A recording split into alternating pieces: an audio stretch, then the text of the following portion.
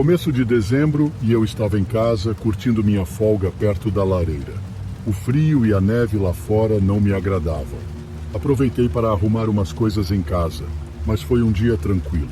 Deixei a TV ligada nas notícias, que falavam de ventos fortes e uma possível tempestade de neve que deveria começar à noite. Lá pelas 17 horas, já dava para perceber que o tempo estava piorando. Me acomodei no sofá e troquei de canal. Perto das 19 horas, o som do vento batendo contra a casa indicava que a tempestade de neve tinha chegado. Levantei e fui até a janela do quintal para conferir. A princípio, só vi a neve caindo forte e a visibilidade era quase nula, mas então notei algo mais. Uma figura andando pelo meu quintal. Meu quintal é grande e aberto, então não seria estranho ver alguém ali se não fosse pela nevasca. A pessoa caminhava calmamente em direção ao fundo do quintal, até desaparecer entre a neve e a escuridão. Fiquei observando pela janela, tentando entender o que fazia lá fora, mas logo perdi de vista. Sinceramente, fiquei preocupado, mas também confuso com a presença dela. Afinal, o caminho que tomavam só leva a uma estrada que não tem nada por milhas, o que torna impossível seguir a pé. Voltei para a TV, mas a cena que presenciei lá fora não saía da minha cabeça. Pouco depois, ouvi uma batida na porta. Cauteloso, fui verificar e abri só um pouco. Diante de mim estava um homem com um casacão de inverno, o nariz vermelho e o rosto pálido de quem parece ter enfrentado o frio por um bom tempo. Não tinha certeza se era a mesma pessoa do quintal, mas algo me dizia que sim. "Posso ajudar?" perguntei. Ele sorriu timidamente e, com os dentes batendo de frio, explicou que esperava uma carona e perguntou se podia se abrigar na minha casa por alguns minutos. Pensei por um instante, considerando o tempo lá fora. É fácil pensar que você nunca deixaria um estranho entrar em sua casa, mas a situação muda quando alguém está ao relento, congelando na sua porta. Sugeri que ele esperasse no alpendre coberto e ofereci um casaco velho meu se precisasse. Ele não parecia satisfeito, mas concordou e sentou na cadeira externa. Tranquei a porta e fui buscar o casaco, que era grande e velho, mas ainda útil para aquele momento. Quando voltei e estava prestes a destrancar a porta, hesitei. Não sei o que me fez parar, mas algo não estava certo. Olhei pelo olho mágico e vi o homem de pé encostado à porta, mão na maçaneta, como se pronto para forçar a entrada assim que eu abrisse. Minha pulsação disparou enquanto recuava e pegava o telefone para ligar para o 911 em silêncio. Ao telefone sussurrei os detalhes, olhos fixos na porta, temendo o que poderia estar do outro lado. Após informar que a polícia estava a caminho, respirei fundo e me arrisquei a olhar novamente pelo olho mágico. O homem tinha sumido. Não estava no alpendre nem em lugar algum à vista no quintal. Desapareceu como se pressentisse que eu chamara a polícia. Naquela noite, nada mais ocorreu e ele nunca mais foi visto. Não sei o que teria acontecido se eu tivesse aberto a porta e, sinceramente, espero nunca descobrir.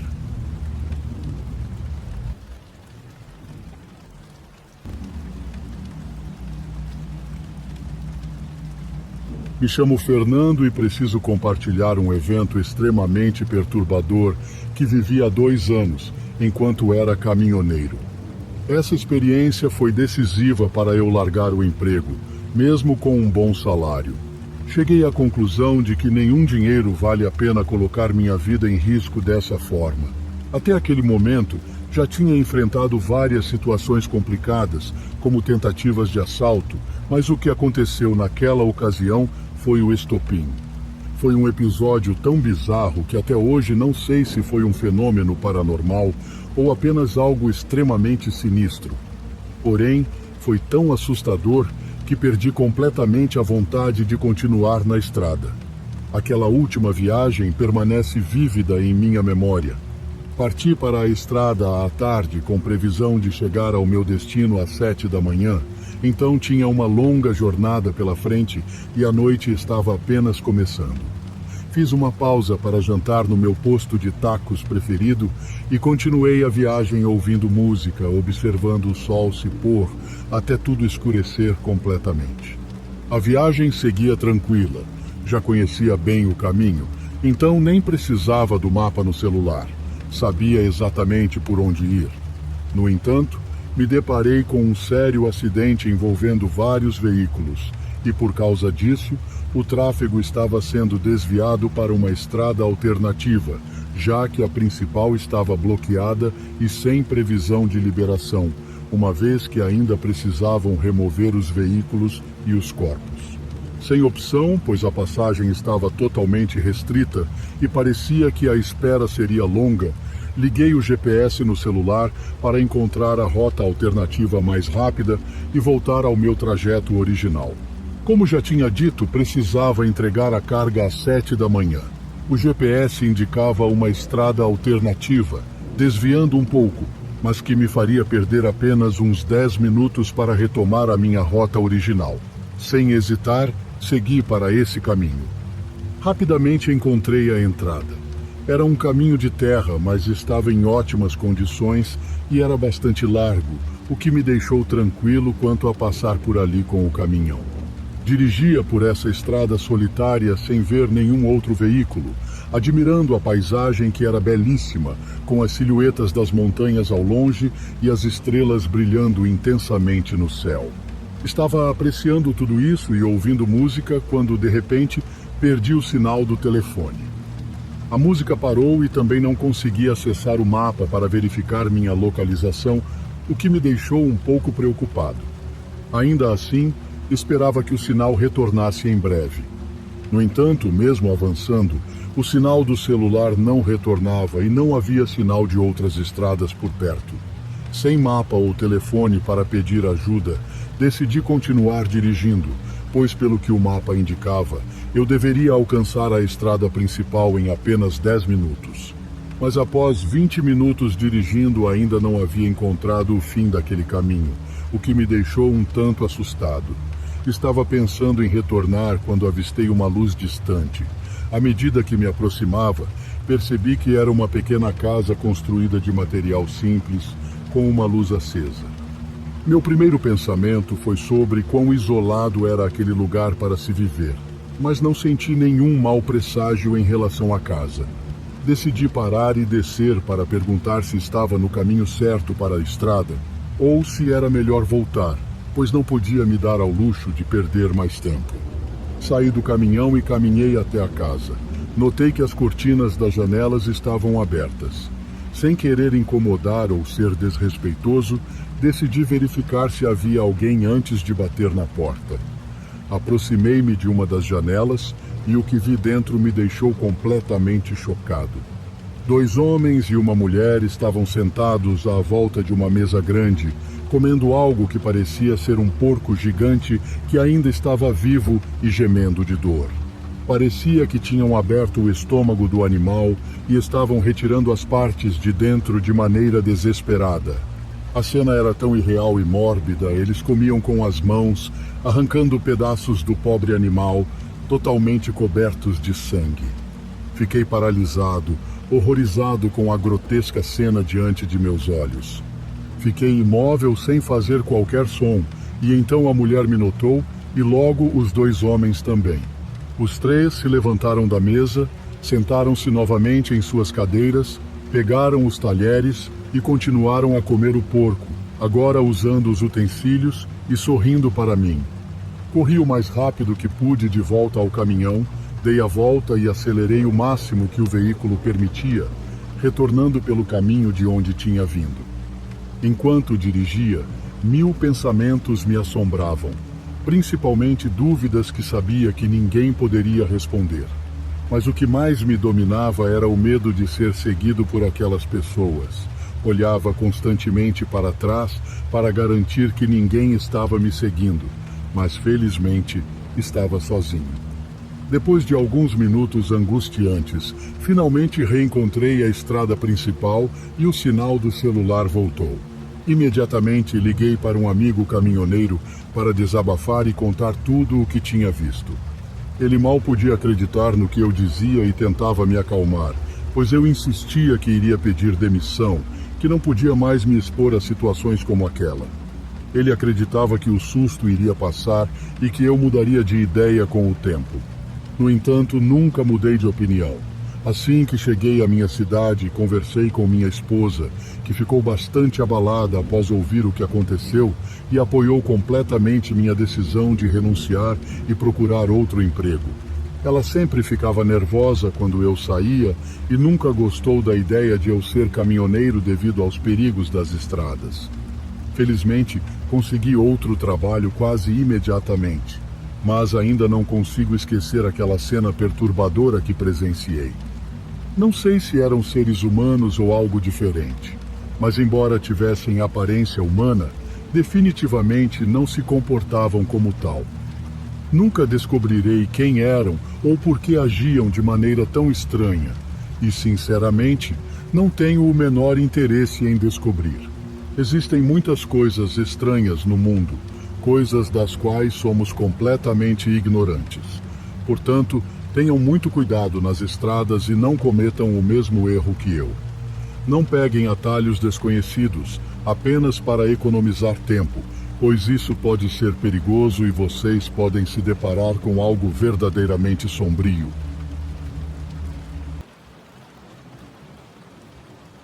Quando era pequeno, cresci ouvindo sobre a lenda da La Llorona, assim como muitos outros no meu país. Contavam de uma mulher que, tomada pelo desespero, perdeu seus filhos e agora perambulava por rios e lagos lamentando por eles. Era um conto usado para me assustar antes de dormir, e embora me causasse calafrios na época, eu só via isso como uma lenda, apenas isso. No entanto, uma experiência que tive anos atrás mudou totalmente a minha visão. Estava no verão e eu tinha ido visitar minha avó em uma pequena vila ao sul do país. Um lugar onde parecia que o tempo não passava e onde não havia muito o que fazer, além de andar pelos campos e aproveitar a calma. Naquela noite, o calor dentro da casa estava insuportável, então resolvi sair para caminhar. Já passava das 11 da noite, mas eu não estava preocupado. Eu conhecia bem os caminhos e a vila era tranquila. Recordo-me que o céu estava claro. A lua iluminava bastante o caminho de terra que conduzia ao rio. Andava tranquilo, escutando o som dos meus sapatos nas pedras e o murmurar suave da água distante. Uma brisa fresca aliviava o calor do dia. Tudo estava sereno e eu desfrutava daquela solidão. Contudo, ao me aproximar do rio, algo mudou. Um sentimento estranho começou a me tomar, como se o ar tivesse ficado mais espesso, mais pesado. A princípio, achei que fosse só minha imaginação, talvez um eco das histórias assustadoras de minha infância, mas a sensação de inquietude persistia. Ao caminhar pela beira do rio, um arrepio percorreu minha espinha, sentindo como se alguém me observasse das sombras. Continuei andando, tentando esquecer essa sensação. Então ouvi um lamento. Bem baixo inicialmente, quase como um sussurro carregado pelo vento. Parei de imediato. Pensei que pudesse ser o vento agitando os galhos ou a água chocando-se contra as pedras, mas o som era muito nítido, muito humano. Fiquei em silêncio, tentando localizar sua origem. O lamento se repetia, suave mas contínuo, como o choro de uma mulher ao longe. Minha reação inicial foi lógica. Talvez alguém da vila também estivesse caminhando próximo ao rio. Talvez alguém estivesse enfrentando um momento difícil. Chamei, mas sem resposta. O lamento prosseguia e meu desconforto crescia a cada segundo. Resolvi me aproximar um pouco mais da água para tentar identificar quem chorava. Foi aí que a avistei. Uma figura estava de pé à beira do rio, numa parte mal iluminada pela lua. Não conseguia ver seus detalhes claramente, mas era definitivamente uma mulher. Ela estava parada, de costas, com a cabeça baixa em direção à água. O lamento parecia emanar dela, ecoando tristeza no ar.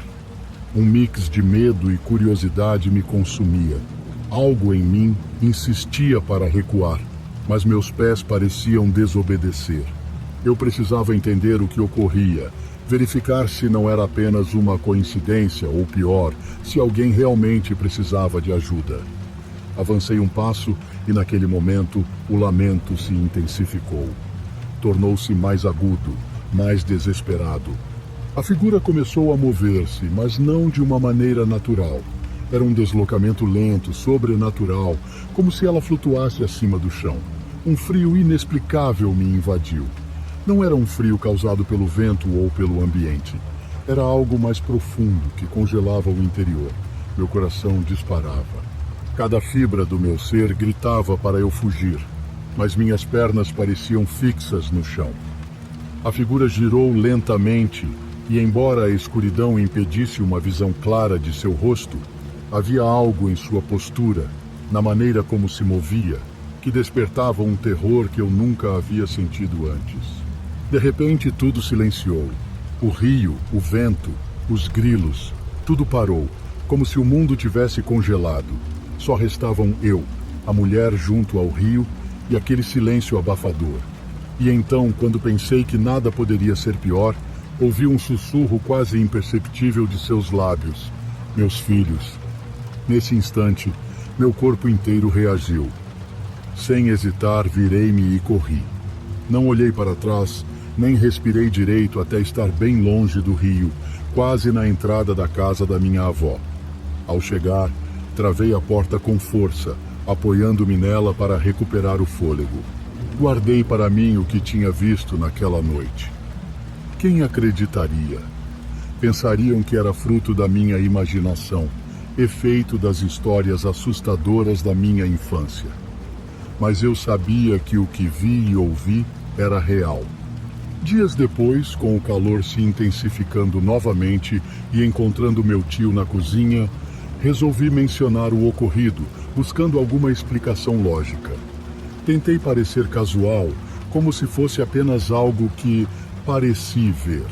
Meu tio, um homem robusto e pragmático, olhou-me seriamente antes de dizer: "Você não é o primeiro a ouvi-la", ele disse.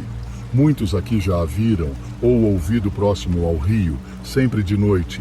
Dizem que é La Llorona, procurando seus filhos, ou talvez esperando alguém para levar consigo." Essas palavras me arrepiaram. Embora sempre cético, agora não podia negar que havia algo verdadeiro naquela lenda, algo palpável. Desde aquela noite, evitei sair sozinho perto do rio. E cada vez que escuto uma história sobre La Llorona, lembro-me daquele lamento, daquele sussurro e daquela figura à beira da água, que provavelmente ainda vaga pelas margens do rio em busca do que nunca encontrará.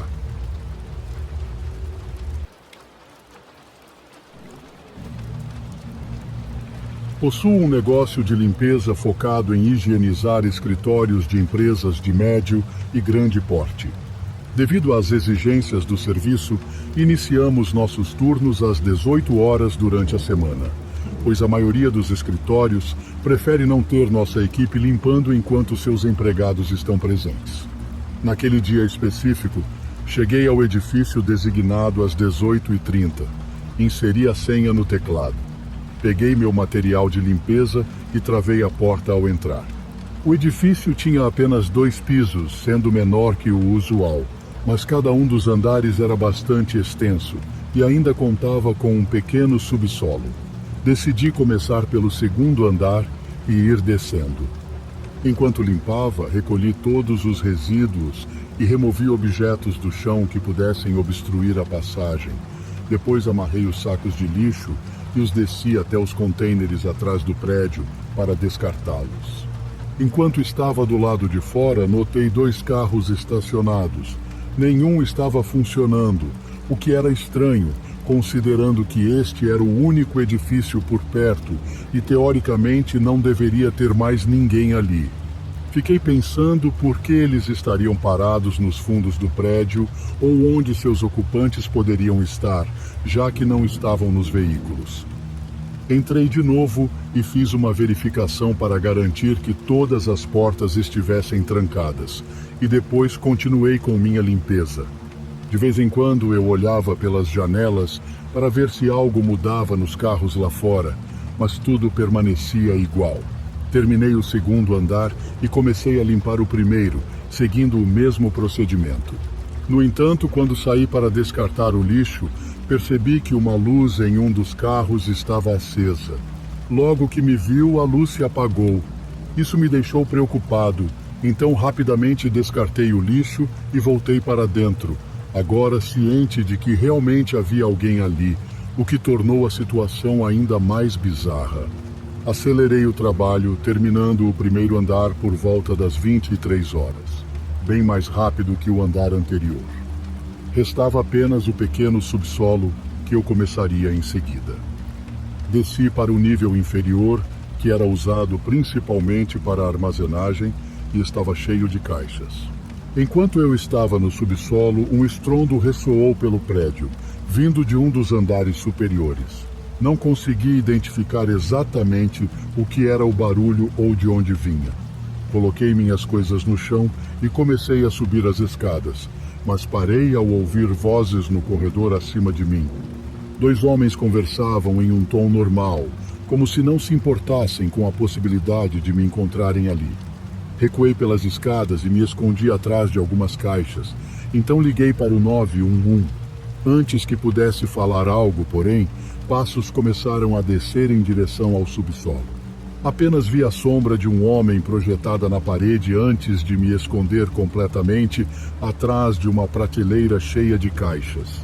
Escutei ele andar um pouco e depois gritar para o companheiro lá em cima. Não vejo ninguém, acho que estamos seguros."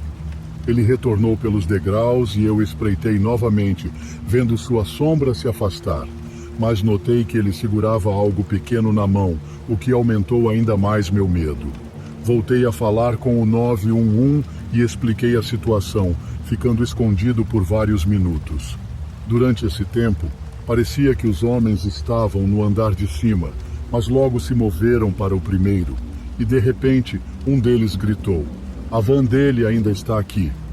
Os passos dos 2 então aceleraram, mas não para sair. Eles estavam me procurando. Controlar minha respiração e permanecer em silêncio enquanto eles corriam pelo prédio e remexiam nas coisas acima de mim foi difícil. De repente, passos pesados ecoaram pela escada do subsolo, enquanto um deles começava a revirar caixas e procurar em todos os cantos. Contudo, o som distante de sirenes se aproximando chamou a atenção do outro homem, que rapidamente alertou o companheiro no subsolo e ambos fugiram. Continuei escondido até que um policial desceu para me encontrar. Levou apenas 2 horas para capturar os 2 suspeitos. Eles se recusaram a explicar por que invadiram o local, mas a polícia encontrou itens roubados nos carros deles. É seguro dizer que não eram muito inteligentes, pois pareciam apenas supor que eu tinha saído, em vez de verificar minha van para confirmar se eu ainda estava lá. No entanto, o fato de não terem fugido imediatamente ao descobrir minha presença foi provavelmente a experiência mais assustadora que já vivi. Felizmente, não preciso saber o que teria acontecido se eles tivessem me encontrado.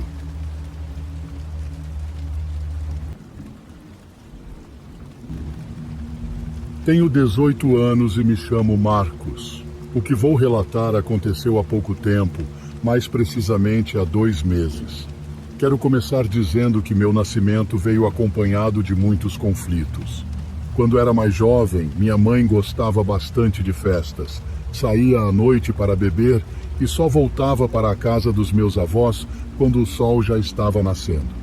Meus avós sempre a repreendiam por isso, mas essas noitadas de diversão e bebida chegaram ao fim quando ela descobriu que estava grávida. Na época, ela tinha apenas 23 anos e não trabalhava, então era inevitável que surgissem brigas e sermões entre ela e meus avós. O maior problema foi em relação ao meu pai, um criminoso conhecido na cidade, apelidado de Rato, porque vivia sendo pego invadindo casas para roubar. Além disso, ele tinha envolvimento com drogas e era viciado em álcool. Como ele nunca assumiu nenhuma responsabilidade, Todo o meu cuidado na infância ficou por conta da minha mãe e dos meus avós. Com o passar dos anos, cresci sem nunca saber a verdadeira identidade do meu pai. Tudo o que eu sabia era que o chamavam de Rato e que ele havia deixado a cidade sem deixar qualquer pista de seu paradeiro. Meus amigos e conhecidos começaram a me chamar pelo apelido dele, mas de uma forma mais brincalhona do que ofensiva. Eu costumava perguntar aos mais velhos da cidade sobre ele, mas a maioria apenas evitava o assunto ou respondia com comentários cheios de desprezo. Aquele sujeito não passava de um inútil, um bêbado que nunca mereceu ter um filho tão bom e humilde como você, diziam. Com o tempo, minha esperança de descobrir quem ele era foi desaparecendo. Passei anos sem tocar no assunto, mas a curiosidade nunca deixou de existir. Não fazia sentido que eu não soubesse nada sobre ele. Afinal, ele era meu pai, e eu sentia que tinha o direito de conhecê-lo. A vez que mais senti sua ausência foi em novembro do ano passado, um momento muito especial para mim, que prefiro não mencionar por questões de privacidade. Fiquei tão abalado que naquela noite acabei indo a um bar beber. Essa foi, sem dúvida, uma das piores decisões que já tomei.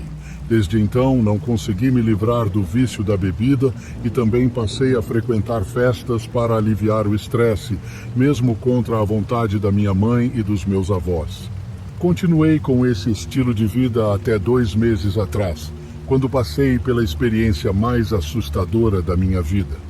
Algo que me fez perceber que eu não podia seguir o mesmo caminho do meu pai e que precisava deixar o álcool e as festas para trás. Era um sábado de manhã e eu estava em casa sem nada para fazer, então decidi que mais tarde iria ao bar. No fim do dia, enquanto tomava banho, ouvi batidas na porta da frente. Por sorte, minha mãe estava na sala e foi atender.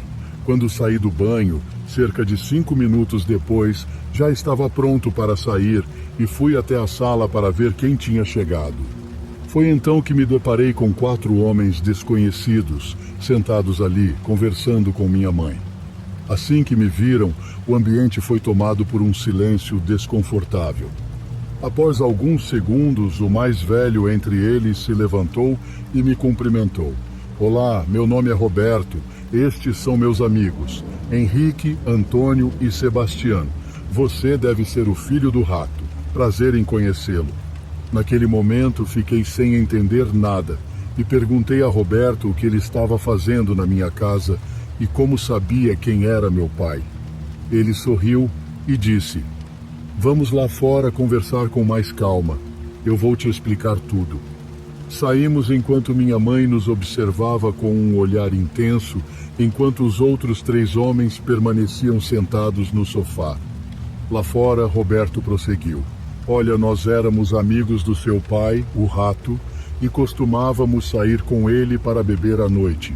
Infelizmente, ele morreu ontem. Gostaríamos de saber se você queria ir vê-lo. A revelação me chocou profundamente e fiquei sem palavras por alguns instantes antes de conseguir responder. Tudo bem, irei ao velório. Obrigado por me informar e por me convidar. Eles me passaram o endereço do local e se despediram. Passei a manhã inteira digerindo a notícia. Parecia surreal que a primeira vez que eu veria meu pai seria já sem vida. Então me preparei e no final da tarde fui ao velório do meu pai.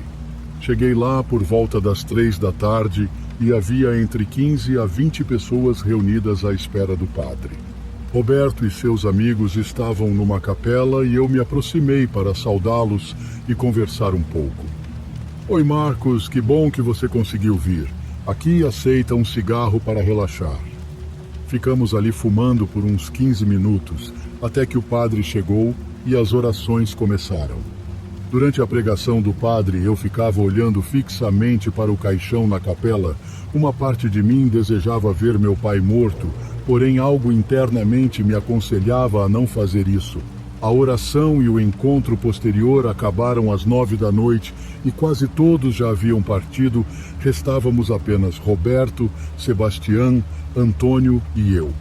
Eles mantinham uma conversa e fumavam. enquanto eu distraía-me com o celular.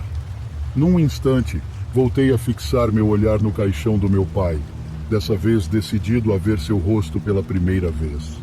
Caminhei lentamente em direção a ele, ouvindo Roberto dizer aos outros: deixem o Marcos ter um momento sozinho com seu pai. Eles saíram do local e eu segui meu caminho. Ao chegar ao lado do caixão, inspirei profundamente e olhei para dentro. Ali jazia meu pai com os cabelos em desalinho, vestido com uma camisa azul e um semblante triste.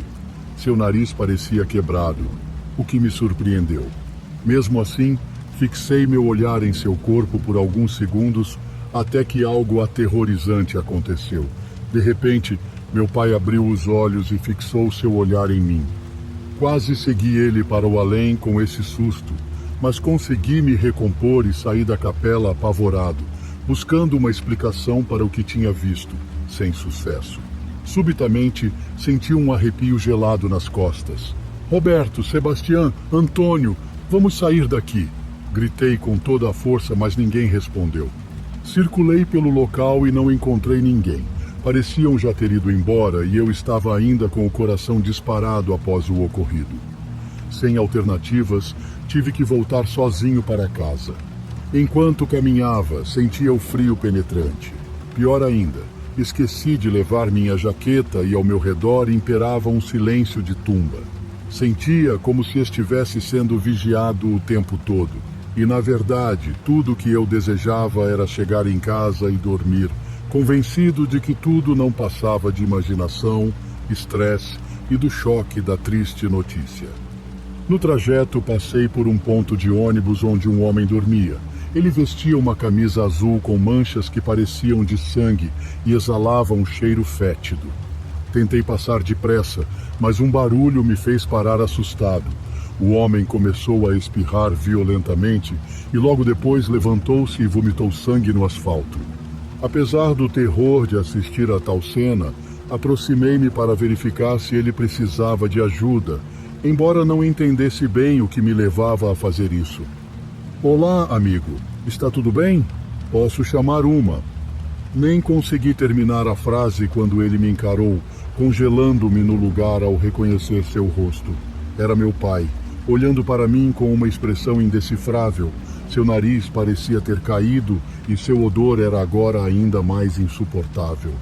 Quando pensei que as coisas não podiam piorar, meu pai, ou o que quer que fosse aquela entidade, disse: Olá, filho. Por que demorou tanto? Eles já vieram atrás de mim, já cobraram a dívida. Sua voz soava triste e abafada. Ao escutar essas palavras, saí do estado de choque e comecei a correr como se minha vida dependesse disso. Enquanto corria, podia ouvir seu choro ao longe, o que me fez acelerar ainda mais até que o som desapareceu. Parei um instante para recuperar o fôlego, sem compreender o que estava acontecendo, porque meu pai me assombrava no dia de seu velório. Segui meu caminho, assustado e ansioso, convencido de que o via por um instante, escondido atrás das árvores ou sentado nos bancos, sempre me observando. De repente, senti uma respiração perto de mim, mas ao virar não havia ninguém. Tentava apenas ignorar, embora por dentro um medo intenso me consumisse, a ponto de me fazer chorar. Finalmente cheguei em casa e, sem proferir uma palavra, refugiei-me em meu quarto. Como esperado, não consegui dormir durante toda a noite. Nos dias que se seguiram, busquei uma explicação para os acontecimentos daquela noite, sem revelar nada para minha mãe ou qualquer outra pessoa. Aterrorizado, confesso que desde essa experiência, vejo meu pai em sonhos onde ele me observa de longe. De sua camisa jorra muito sangue e seu rosto se deteriora cada vez mais. Quando tento me aproximar, acordo de súbito, percebendo que é madrugada. Estou coberto de suor frio e com a respiração ofegante. Isso continuou até alguns dias atrás, quando decidi visitar Roberto para conversar. Relatei o que havia ocorrido na noite do velório e fiquei surpreso com sua resposta.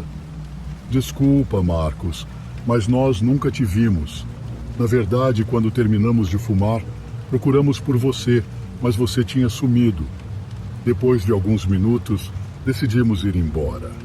Num momento, questionei Roberto sobre a causa da morte do meu pai e ele, com tristeza na voz, me contou. Não queria te contar como o rato morreu, porque foi uma morte realmente trágica.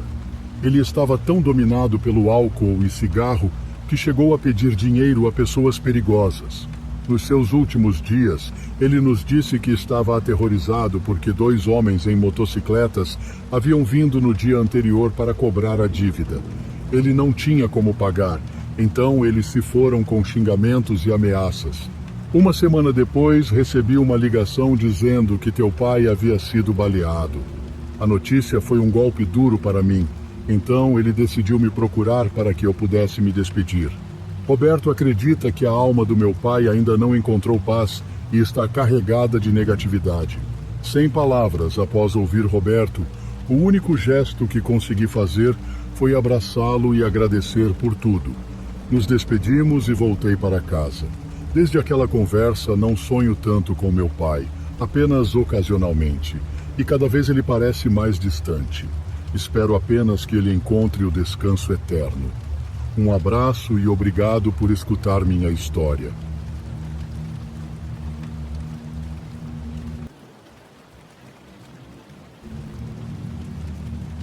Quando era pequeno, meus pais me deixaram sozinho em casa pela primeira vez. Eu estava empolgado e apreensivo ao mesmo tempo. Me sentia grande, mas também um pouco amedrontado. Meus pais avisaram que voltariam tarde, então eu teria a casa só para mim naquela noite. Era uma noite calma. Vi TV, comi umas guloseimas e joguei videogame. Tudo estava tranquilo e eu estava me divertindo bastante. À medida que o tempo passava, comecei a ficar sonolento. Resolvi me deitar mais cedo para mostrar aos meus pais que podia ser responsável. Entrei no meu quarto, vesti o pijama, escovei os dentes e desliguei as luzes. A casa estava escura e quieta, como de costume à noite. Me acomodei na cama e cobri-me até o pescoço. Fechei os olhos e tentei adormecer. De repente, um som alto veio do porão. O volume estava no máximo. Meu coração disparou. O som era tão forte que ecoava pela casa inteira. Eu estava apavorado. Não tinha ideia do que estava ocorrendo. Fiquei na cama, imóvel de medo. A música continuava alta e eu sabia que precisava fazer algo. Não podia ficar no meu quarto esperando que parasse sozinha. Precisava descer ao porão e desligar o som. Levantei-me e andei de mansinho até a porta do meu quarto. Abri-a devagar e olhei pelo corredor. A casa estava às escuras e a música ensurdecedora. Inspirei profundamente e percorri o corredor tentando fazer o mínimo de barulho possível. Cheguei ao topo da escada e olhei para a escuridão lá embaixo. A porta do porão estava escancarada e a música ainda mais alta. Meu coração batia acelerado. Sabia que precisava ser valente. Desci os degraus um a um. Os degraus de madeira rangiam sob meu peso e cada rangido fazia meu coração bater mais rápido. Finalmente, cheguei ao fim da escada e parei diante da porta do porão. O porão estava na penumbra e eu mal conseguia ver algo. Sabia que o som estava no canto mais afastado do cômodo e precisava chegar lá. Respirei fundo e entrei na penumbra. Tentei localizar o interruptor, mas estava difícil. O som estava tão alto que dificultava meu raciocínio. Avancei pelo porão e meus olhos começaram a se adaptar à falta de luz. Agora conseguia distinguir o contorno do aparelho de som. Aproximei-me e encontrei o botão de desligar. Pressionei e a música cessou de imediato. O silêncio era quase tão assustador quanto a música tinha sido. Fiquei parado no escuro, com o coração ainda a mil. Corri de volta para as escadas e subi para o andar de cima. Fechei a porta do porão atrás de mim e a travei. Liguei todas as luzes da casa. Não queria mais ficar no escuro. Voltei para o meu quarto e me deitei, mas não consegui dormir. Fiquei deitado, encarando o teto com as luzes acesas. Ficava pensando no som e por que ele tinha se ligado sozinho. Estava com muito medo para apagar as luzes. Quando meus pais finalmente chegaram em casa, me encontraram acordado na cama com as luzes acesas. Eles perguntaram o que tinha acontecido e eu contei sobre o som. Eles foram até o porão e não encontraram nada de errado. Disseram que provavelmente era só um temporizador ou um alarme que eu tinha ativado sem querer mais cedo. Embora tentassem me acalmar, eu ainda estava assustado. Não compreendia como o som poderia ter se ligado sozinho. Passei o resto da noite no quarto dos meus pais, com receio de ficar sozinho no meu quarto. Até hoje, ainda não sei por que o som se ligou naquela noite. Talvez tenha sido mesmo um temporizador, ou talvez fosse algo mais, mas eu sobrevivi àquela noite e aprendi a ser corajoso mesmo estando com medo. Foi uma experiência assustadora, mas também me fortaleceu. E sempre que escuto um barulho alto à noite, lembro que posso ser corajoso, não importa o que aconteça.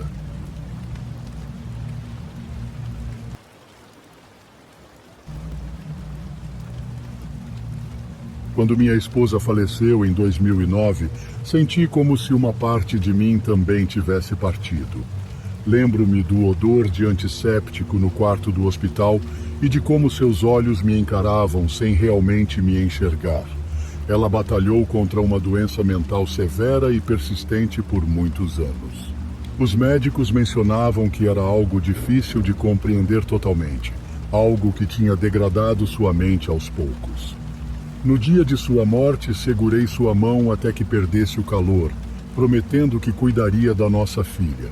Sofia, que tinha só 6 anos, herdou os olhos azuis de sua mãe, repletos de uma curiosidade que carregava, talvez, o peso da tristeza que ela era muito jovem para compreender, ou talvez algo além disso.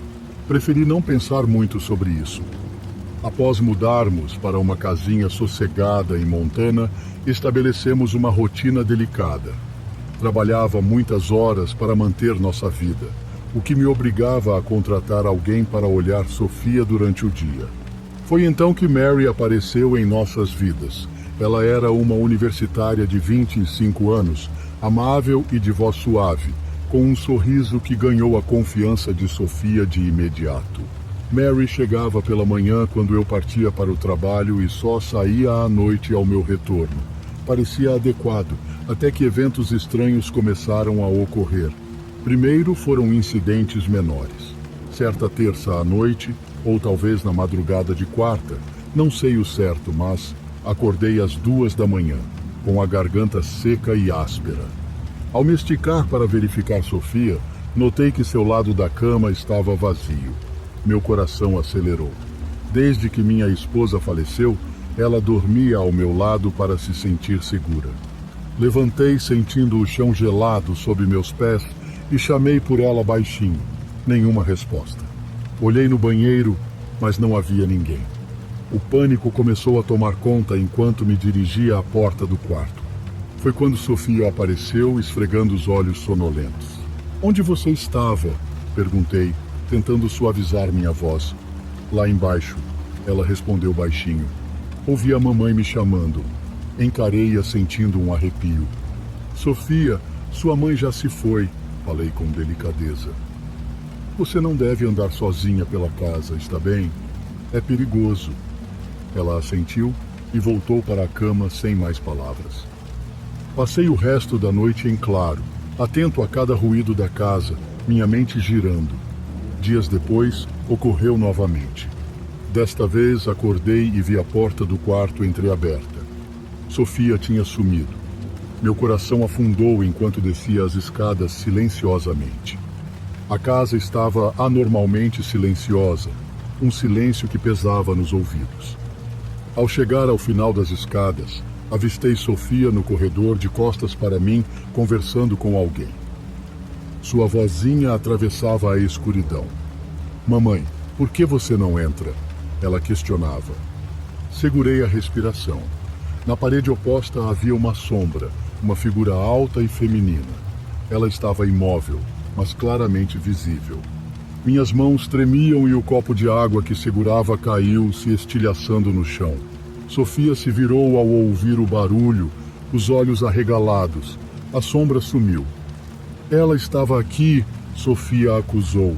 Era a mamãe e você a fez ir embora. Fiquei sem palavras. Peguei-a no colo, levei-a de volta para a cama, mas o sono me escapava naquela noite. Fiquei sentado na sala com todas as luzes acesas, segurando um taco de beisebol, como se isso pudesse nos proteger do inexplicável. As noites se confundiam e Sofia falava coisas estranhas, mencionando sua mãe como se ela ainda estivesse conosco, nos vigiando. Mary também percebeu. Uma tarde, antes de ir embora, ela hesitou e comentou: Sofia tem mencionado muito a mãe dela. É um pouco assustador. Tudo bem com você? Disse que sim, embora não estivesse. O que mais poderia dizer? Que minha esposa falecida estava nos assombrando? Que eu estava perdendo o senso de realidade? Ninguém acreditaria. O estopim foi cerca de uma semana depois. Acordei no meio da noite, como agora era habitual, e ouvi um choro fraco. Não era Sofia. Era um som mais profundo, mais doloroso. Levantei-me, com as pernas pesadas, e segui o som até a porta da frente. Lá estava ela, minha esposa, no seu vestido de hospital, com cabelos emaranhados e olhos fundos e vazios. Seus lábios se moviam, mas sem emitir som. Recuei, o quarto girando. Mal me recordo de ter caído, o mundo escurecendo ao meu redor. Quando acordei, a casa estava silenciosa novamente.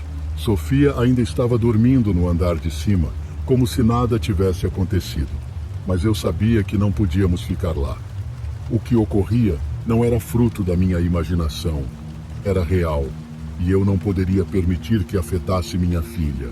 Decidimos vender a casa e nos mudamos para Los Angeles. Não foi fácil começar de novo, mas não tive escolha. Nunca contei a Sofia por que saímos, e à medida que ela crescia, parecia esquecer as coisas que tinha visto e ouvido. Mas eu não esqueci.